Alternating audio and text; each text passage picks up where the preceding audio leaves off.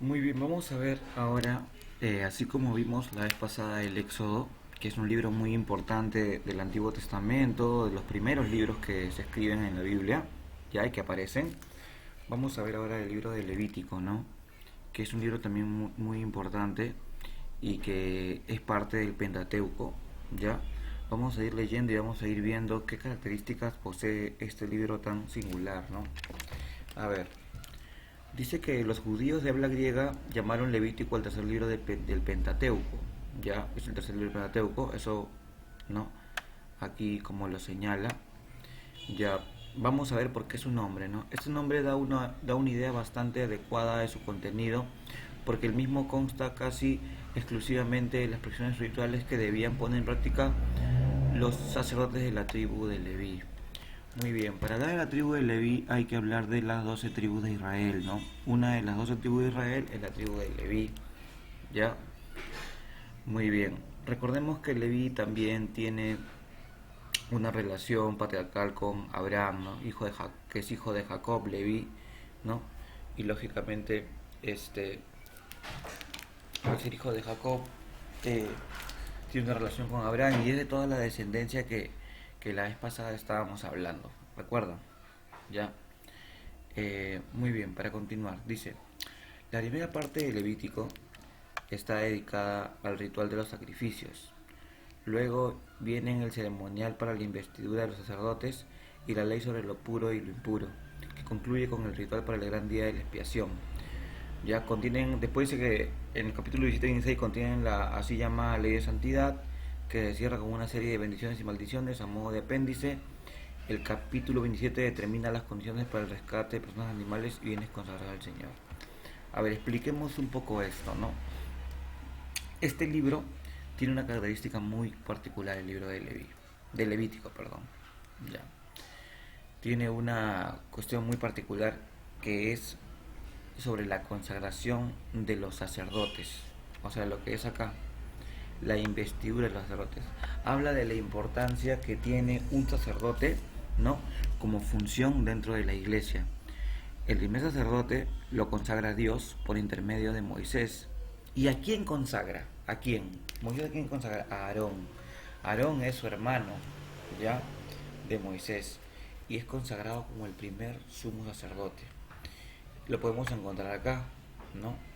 Ahí la importancia de todo lo que es un sacerdote dentro de la iglesia. Muy bien.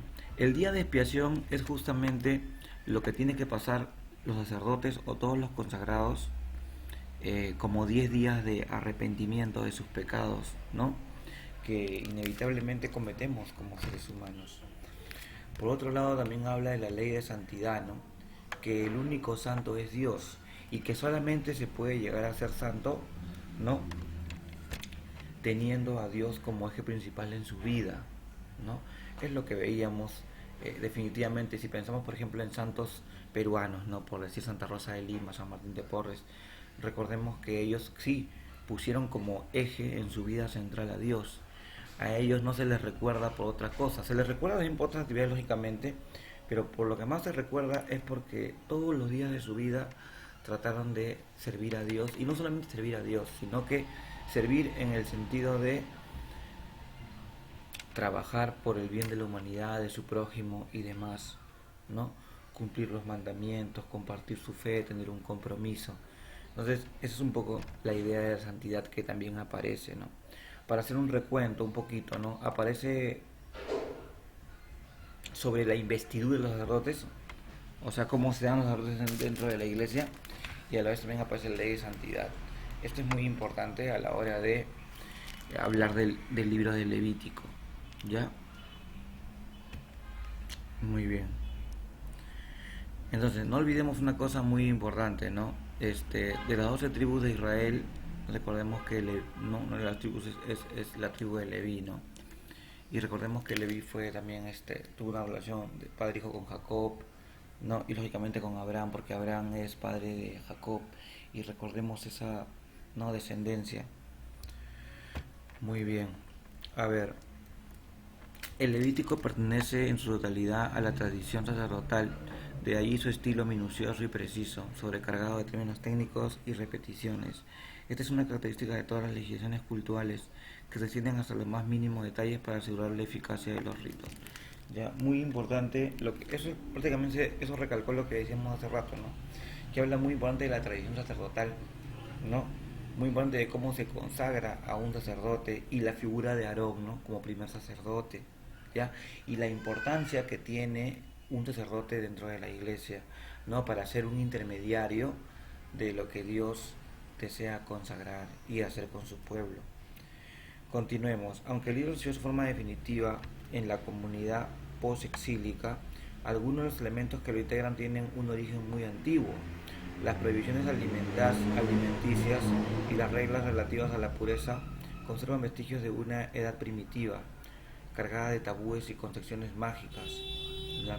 El ceremonial del gran día de la expiación juxtapone a un rito arcaico un concepto muy elevado del pecado. Bueno, sí, porque en algunas partes cuenta un poco como una tradición o como digamos en una sociedad pues muy añeja, muy arcaica, cuenta un poco como habían las prohibiciones de esos alimentos, ¿no? Como el conejo, como el camello, como el mismo cerdo, ¿no? Que no se comían en estas comunidades porque eran animales que consideraban sagrados o consideraban para ser servidos como ofrenda, ¿no? Más no para ser comidos. Os hablaban de un sacrificio, porque el sacrificio es muy importante también en esta parte del Levítico, ya lo vamos a ver. Como en el resto del Pentateuco, las leyes están encuadradas en un marco narrativo, pero en el Levítico ese marco es muy simple y se reduce casi siempre a una fórmula convencional que hace depender de todo el culto israelita de una orden dada por Dios a Moisés en el Sinaí. Así se pone de relieve la relación del culto con la alianza.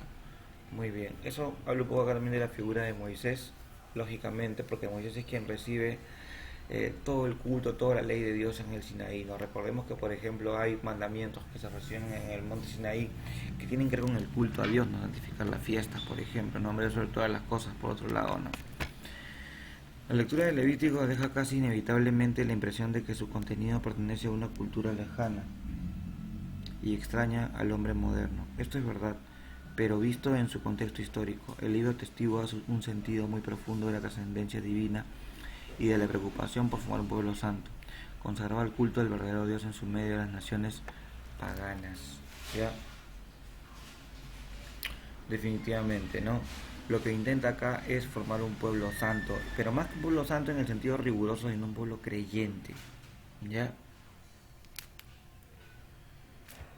Luego dice acá, la antigua ley no era más que la sombra de los bienes futuros. Esto, por ejemplo, lo menciona en Hebreo, ¿no? Pero también lo menciona en el Levítico. Y el único sacrificio de Cristo hizo caducar todo el ceremonial del antiguo templo. Pero las exigencias de santidad y de pureza en el servicio de Dios siguen siendo siempre válidas. Y la referencia al Levítico es indispensable para entender muchos pasajes del Nuevo Testamento que nos hablan de Cristo y de su sacrificio como redentor. ¿No? En definitiva, también hay un gran sacrificio por parte de Aarón, ¿no? Porque Aarón se consagra a la vida sacerdotal y ya sabemos que eso es un sacrificio porque sabemos todo lo que encierra y todas las funciones que tiene un sacerdote, ¿no? Y no es fácil seguir una línea sacerdotal, ¿no? Eso también es un sacrificio y tal vez es un gran sacrificio que se ve en el libro del Levítico. Y Aarón es un personaje que, como les digo, no se conoce mucho porque está bajo la sombra de Moisés, tal vez, ¿no? Que Moisés es el personaje pues icónico por excelencia en el Antiguo Testamento, pero es su hermano, Aarón, y Aarón es el primer sacerdote consagrado por Moisés. Muy bien, acá habla sobre el ritual de los sacrificios, por ejemplo. A ver, para Israel como para toda religión, el acto de culto por excelencia, la expresión más natural y espontánea del reconocimiento debido a la absoluta soberanía de Dios, es el sacrificio. Al ofrecer un sacrificio, el hombre se despoja de algo valioso, de un alimento necesario para su vida y lo consagra al Señor sobre el fuego del altar. El humo que sube de la ofrenda es como un lazo de unión entre el cielo y la tierra. El sacrificio puede ofrecerse en acción de gracias o para implorar del Señor algún beneficio. También hay sacrificios de expiación por el pecado, donde la sangre cumple una función purificadora. Otras veces solo una parte de la víctima se quema sobre el altar. La otra porción es compartida en un banquete sagrado estableciendo así un vínculo de comunión con la divinidad de quien proceden la fuerza y la vida. El ritual israelita despoja los sacrificios de todo elemento mágico y hace resaltar el aspecto personal, pero estos ritos, como toda acción litúrgica, están expuestos a convertirse en prácticas puramente exteriores, desprovistos de espíritu. Israel incurrió muchas veces en este pecado y los profetas tuvieron que alzar su voz para recordar que Dios detesta el humo de los sacrificios cuando faltan la justicia y la fidelidad de sus mandamientos. Muy bien. Por el sacrificio por excelencia es el Cristo que aceptó por obediencia la muerte y muerte de su cruz. Claro, lo que quiere decir es que un sacrificio sin compromiso, o sea, un sacrificio sin obrar bien no sirve de nada. O sea, no sirve de nada ser muy creyente, golpearse el pecho, ir a misa, pero si no eres buena persona no tiene sentido.